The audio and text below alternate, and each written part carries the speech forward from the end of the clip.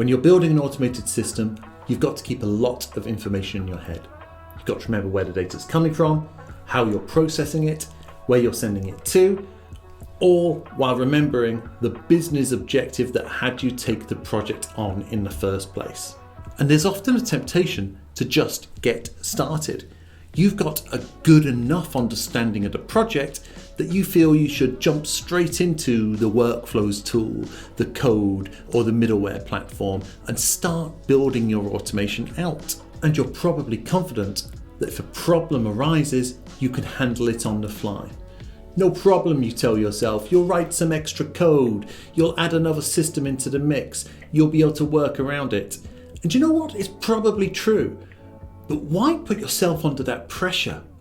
One of the things we've learned at TSM Inbound is that if you start with a requirements document and you take the time to map out your solution, you're going to have a much easier time building the automation itself, and the project will be completed much more quickly. It's a false economy to think that skipping the planning stage will complete the project faster. Ask the hard questions now. Be disciplined enough to think through all the implications of the project, and you'll be so pleased that you did. In this video, we're going to look at one of our favorite tools for systems planning and how it can help you to make your project go faster and be more thorough with your initial planning. That tool is called Lucidchart.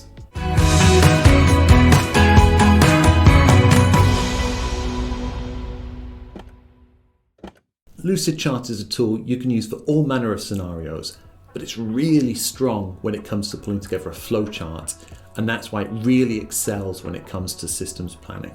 The tool itself is really intuitive. You can be up and running in moments, and honestly, you don't need me to tell you how to create a flowchart with Lucidchart.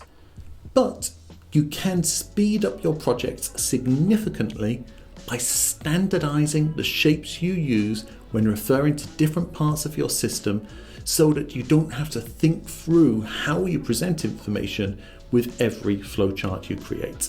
I'm going to show you how we use Lucidchart at TSM Inbound to plan HubSpot workflows, custom coded automations, Zapier integrations, and all manner of other systems. So here is Lucidchart. This is just a blank document, but it's exactly how it will look when you first log into the tool. You've got some really standard shapes here, and you're going to see standard and flowchart. If you don't see the flowchart shapes when you first log in, just scroll down in this sidebar until you see this plus shapes button. Click into there, and then you can search for flowchart, check that box, and you're good to go. Now there's a bunch of shapes here, but there are two that you're going to find yourself using the most often. The first is the rectangle shape, which represents a process, and the second is this diamond shape, which represents a decision that needs to be made. Using these two shapes alone, you can map out the vast majority of systems that you need to plan. Let's have a look at what that could look like. So let's imagine I'm building out a very simple integration between a spreadsheet and a CRM. I'm going to use Google Sheets as my spreadsheet platform, and I'm going to use HubSpot as my CRM platform. So I'm just going to Alt and click over there to duplicate that shape. Now I'm going to write HubSpot there. That's my starting position, that's my ending position. So I've just got that clarity there. Let's say that our Google Sheet has a list of records, and every time a new row is added into that sheet, we want to add a contact into HubSpot. What's the trigger that's going to set this off? It is new row added to sheet. For now, I'm just going to delete my decision diamond. When that new row is added to the sheet, we want it to create a new contact in HubSpot. So we're going to say create new contact in HubSpot. Well, that was easy, wasn't it? There's my whole integration built out. But we know an awful lot more needs to happen than that.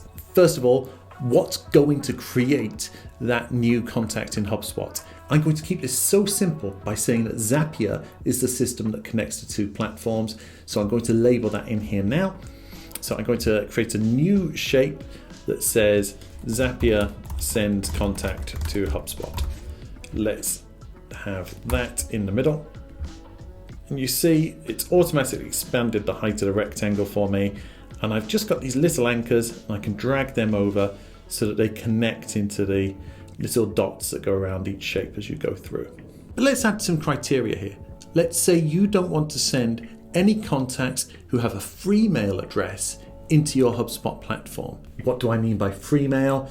That's anyone with a Gmail, Hotmail, Outlook.com, iCloud.com email address, anyone who is clearly not using a business email address. So to do that, I'm going to use one of the decision diamonds that we used earlier. And you can see I've got that in the flowchart section. I pop that in here.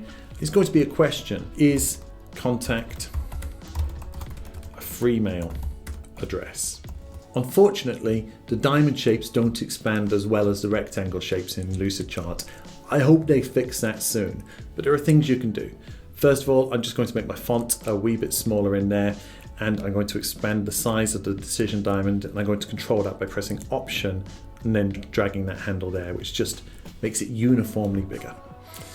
So I'm going to start by putting this decision diamond in here, because we're going to make that decision at the point where the contact is added to the spreadsheet. We're going to represent that by connecting the process to the decision diamond. So if the contact is a free mail address, I'm going to drag an arrow down here, and you see it's pre-written yes for me, but if they're not a free mail address, then our automation will proceed as originally planned. Now this automation is complete, if not somewhat simple, but there's a question mark here because we've got literally hanging off the end of a cliff. What should we do with contacts who are free mail? Well, let's introduce another shape to take care of that, and that's the terminator.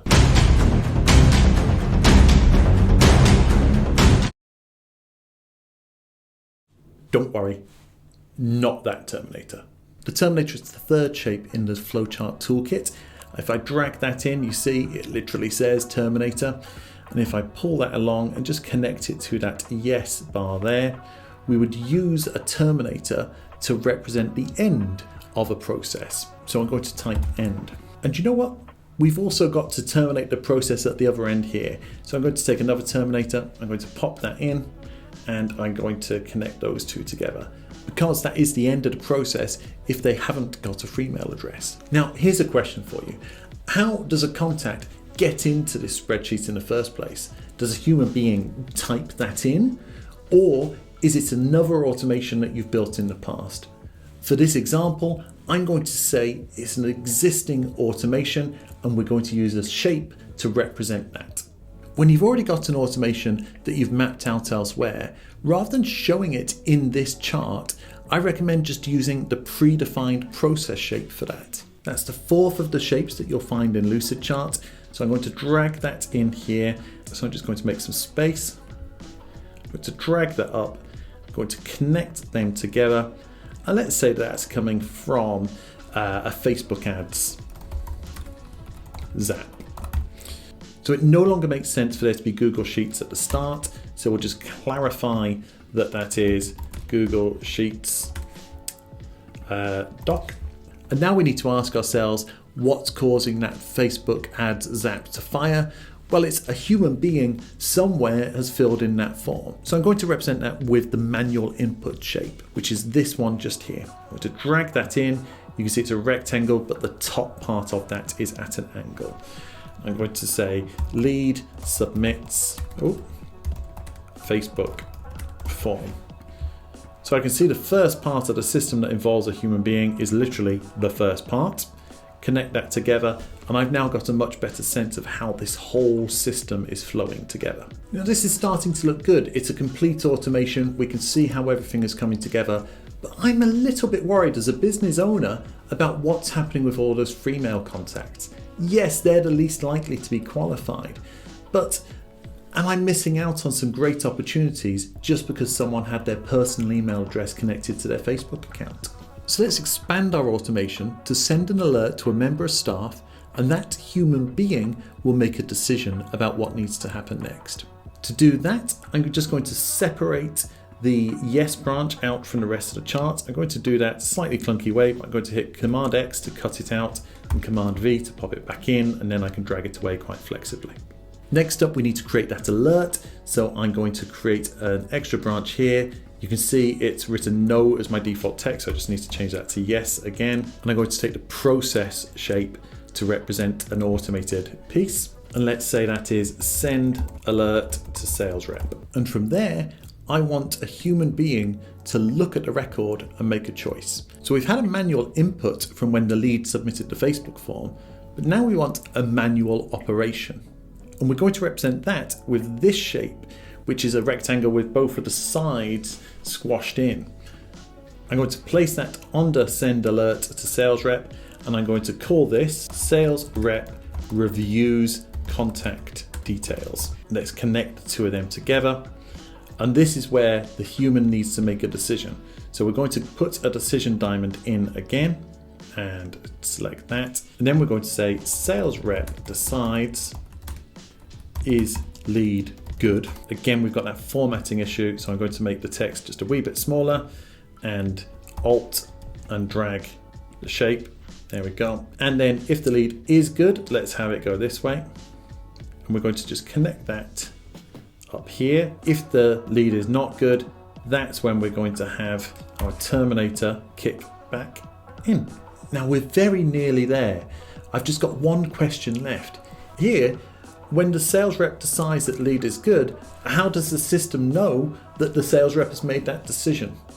We need another manual input for that. So let's go back to our manual input shape. We're going to drag that and pop it in, and you see how it's automatically transected that line for me. I'm going to say sales rep changes, let's call it column E, to good fit. And now we know that that action needs to trigger a zap that sends them to HubSpot. And now we've got a complete system plan. I'm just going to make it a little bit prettier. I'm going to highlight all of the shapes. I'm going to make it look a little bit more central. I'm going to change the font to ESM Inbound's brand font and check that that all looks good. I'm happy enough at that. I'm going to give it a title by dragging in the text object, and I'm going to call this Facebook Ads to HubSpot Integration. I'm going to make that into our brand font, change the font size, make it nice and wide. I'm using the Alt key to not move the text as I change that shape. And let's throw our logo in there as well. But right now, I've created a complete map of the system as it's intended, and it shows me the questions that I need to ask as the systems architect when planning this out with the other stakeholders. Is it just one sales rep? If so, who is it? I can see here that there's a decision. How's that sales rep going to make a decision about whether the lead is good or not? Is there another signal that we can use for that? We can build another automation in here. Does column E have values other than good? If so, what should we do if someone has that alternative value in there? When Zapier sends the contact over to HubSpot, should it do anything with it? And what you'll find is that the vast majority of systems can be built using just these shapes. So let's recap those key shapes. We've used the process rectangle. We've used the decision diamond. We've used the terminator. We've used the predefined process. We've used manual input. And we've used manual operation. Now there are plenty of other shapes, and of course you can and probably should use them. We certainly do. And you don't have to do this the way that ESM Inbound does it. We just find that the fact that we're using the shapes the way they're named in the platform makes everyone's life a lot easier.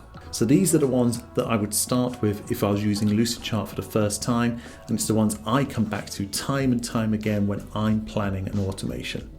If you found this useful today, then please click the subscribe button down below, or if you'd like to watch more and have an automation that you can plan out, this video here will show you how you can create a high intent lead alert in HubSpot.